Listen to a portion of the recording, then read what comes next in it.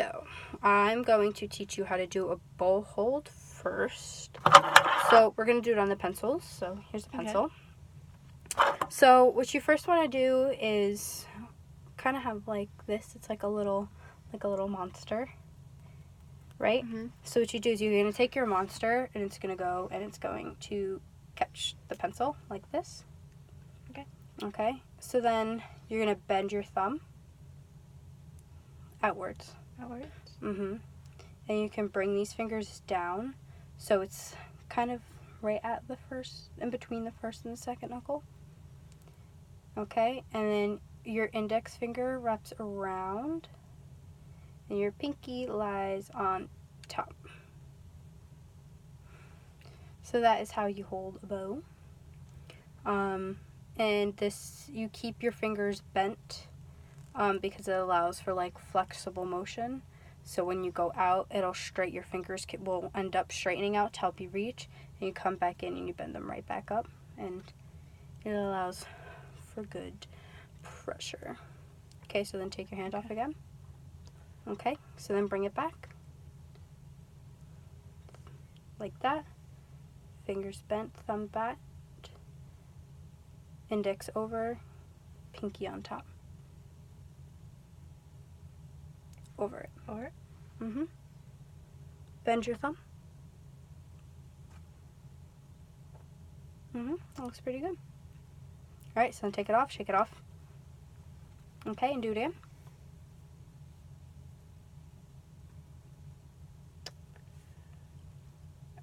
Yeah, it's this one, these fingers here, this one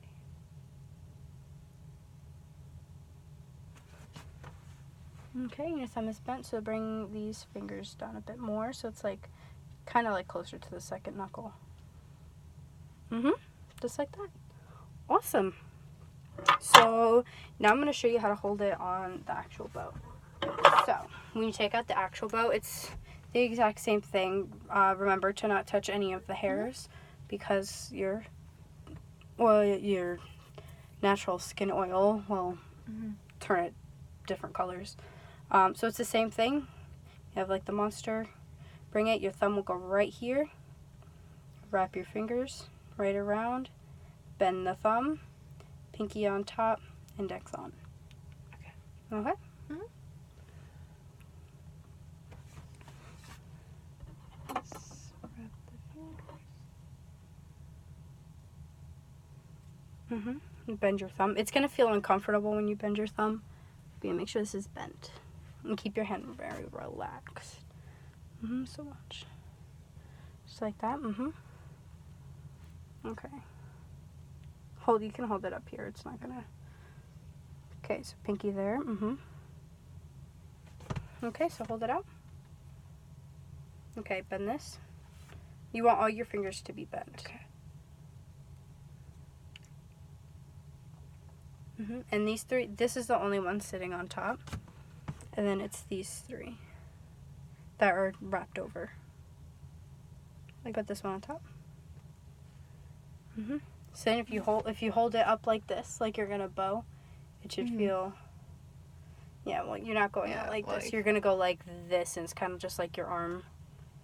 It's like your arm, just watch. It's gonna be like this.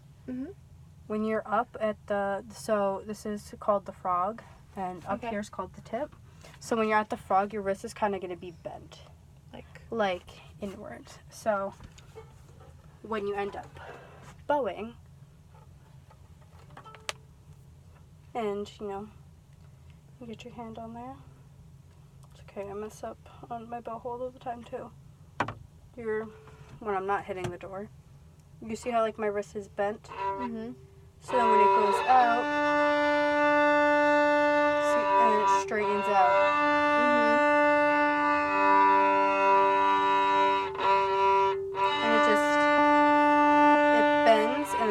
It bends this way once you're out, and your fingers straighten out as well. So then you go back up.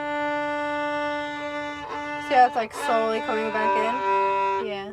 And it's kind of like bent, especially when it gets to like up here, and you're like, I'm gonna knock myself in the eyeball. So So, remember when you are playing, you have this right up here. You have the shoulder rest resting right on your shoulder. This will be like right about in the middle of your neck. And your chin doesn't go like all this. Or your cheek's not all like this. It's literally your chin's just resting pretty much on this part right here. And you know, you have it right when you go, hey mom, look, no hands. Yes.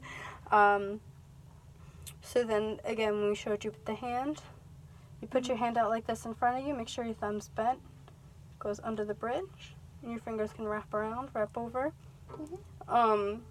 Normally, if you're tuning, your hands will be down here, or if you're just, you know, doing like a silly little exercise to get the motion in with the different positions that your hand will be in with the different strings, you can have your hand resting here. And always remember never to bend your wrist in because it doesn't allow you to be flexible.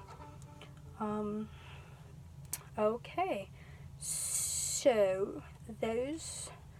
So that's the review for the playing position. So we're gonna do. I'm gonna allow you to bow, and we're gonna practice giving you like a straight. We're gonna help you with keeping a straight bow. Okay. So you can go ahead and put that up into playing position. And you can feel free to ask any questions that you have, by the way.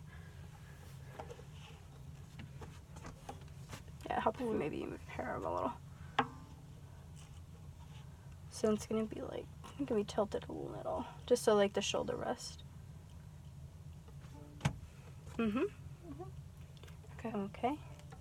So then, bow hold. You can use, since it's balanced up there, you can use your other hand to hold it. Okay. Awesome. So when you when you play the viola or the violin, any string instrument, tone is one of the key things of playing. And there's 3 elements that are required to help you get a good tone from the strings. One of them is the placement of the strings. And what I mean by that is, let me see this real quick, is this sound will sound different here than it does up here, and then where it does over here. So the tone's all different. There's different lanes. You kind of want it in the center of where the bridge and the fingerboard are. And it gives you like a nice, good tone. Like that. Another one is you can go back to holding the bow. Another one is speed, so how fast you bow, and weight, which is how much pressure you put on the bow onto the string. They're very important. Normally, if you're at a lighter weight, you want to go faster. Yes. That's definitely the way it goes. And then if you're much harder, you go a little like slower. Like a slower type of speed. So another good way to help with all of this, especially getting good sound, is keeping the bow straight. Because if the bow's not straight, you're playing in a bunch of different lanes on the strings. So you can keep your fingers there. So we have the 4 strings. We have the A string. We have the D string, the G string, and then the C string. Okay, yeah. Okay, my mind was like, no, that's not the right ones, but it is. So go ahead and put the bow on the D string, which is the 2nd string.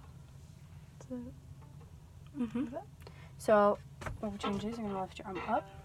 I'm going to fix this. So have this more like there. Good. And your thumb's bent. Okay, so I want you to bow straight.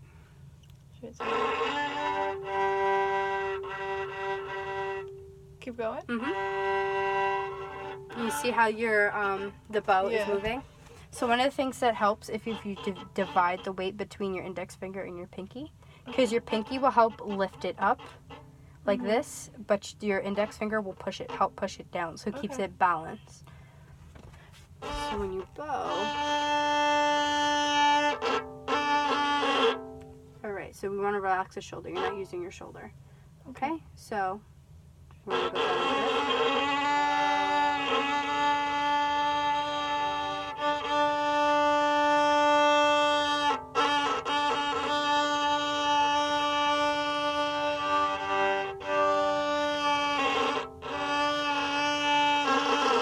Alright, so try going faster now.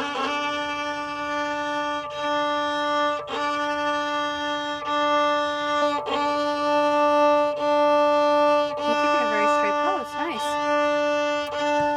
Awesome.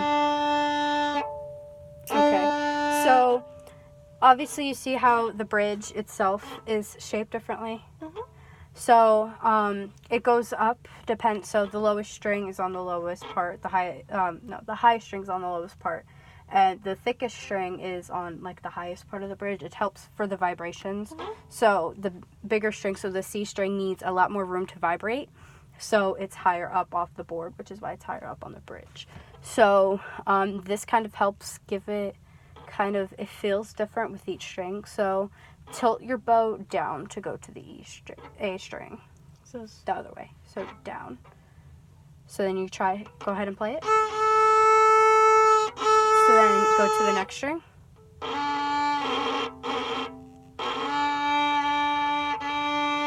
Okay, now go to the G string.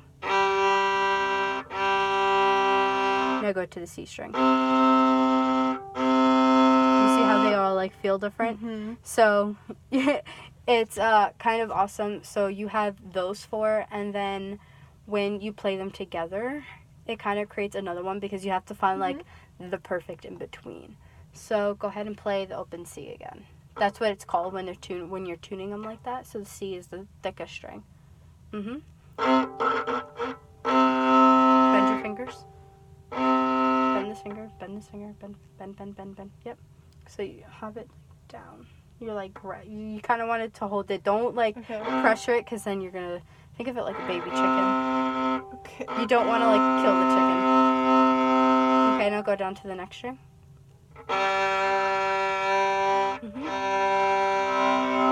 Alright, and go down to the next. And then down to the next one. Okay, then go up a string.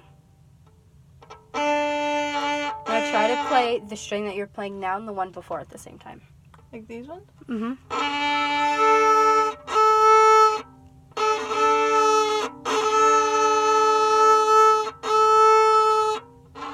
See, that's just the A, so get the A and the D. So you see how it's like you have to find that position like in between the two of them to get it? Yeah. Yeah. It's pretty cool. So yeah, so those are the four open notes, and you see how like it all feels different. And that's also why you need to keep your hand bent and your whole arm just calm and relaxed, and you keep your fingers bent because it helps. It really helps for the movement of it, and that's why your wrist also has to be flexible. So do you have any questions? No, I don't. Anything at all? Anything at all. Why is it like trombone, where you have to find perfect pitch? That's my question. What do you mean? Because when you play trombone, you have to go into a certain position to get like, kind of like what it sounds like. Because sometimes your instrument might be a little flatter if you go out more, and a little something. I don't remember. But anyways, why is this like that? Well, it's kind of different. So when you're tuning like a trombone, they have like the tuning thing. Like they have the thing to tune the instrument in and of itself. So when you pull out on like a wind instrument like that, it makes the instrument larger. So it creates for more airflow, so it'll make the pitch go lower. So like if you're sharp, you'll pull out, so it'll make the instrument go lower. Or if you're flat, you push in to make the instrument smaller, which will help it go higher. And that's kind of what it is like with the viola. So let me see this. So when you are like tuning, okay, let me see this. Okay, so we'll go on the D string. My bow hold is atrocious. I apologize. Not the standard model for bow holds. drastic. Okay, so you go that way. You see how I made it higher? That's because it's making the string and that's going lower. So it's kind of like the same thing almost. So if you want to make the string go lower, you give it more. You give the violin itself or the viola more string in of itself. When you want to make it higher, you push it this way or pull it. You go this way. So it tightens them and it pretty much makes the rest of the string that's available shorter, which makes it go higher pitch. So it's kind of like that. We all really tune to like the same note. Like you'll do A 440 and all that fun stuff. Anything else? Is it like a ukulele? No. Okay, so I mean, the closest thing to this for ukulele is the fact that it has 4 strings. The ukulele doesn't have like the same bridge, and having 4 strings is probably the closest. You could do pizzicato on this, which is like the plucking. So it'd be like, and with the ukulele, you sit there and you're like, do do do do do do do. Yeah. So it's not really similar. It's in the same family. They're both string instruments. This one you bow more than you would pizzicato. Ukulele's all plucking or strumming. So same family, just not really the same instrument. Yeah. As far as tuning goes, I don't know how to tune a ukulele. They're weird because you have one in here, and the 2 thickest ones I don't know. They're all weird. Anything else? I don't think so. Okay. Thank you very much. You're welcome.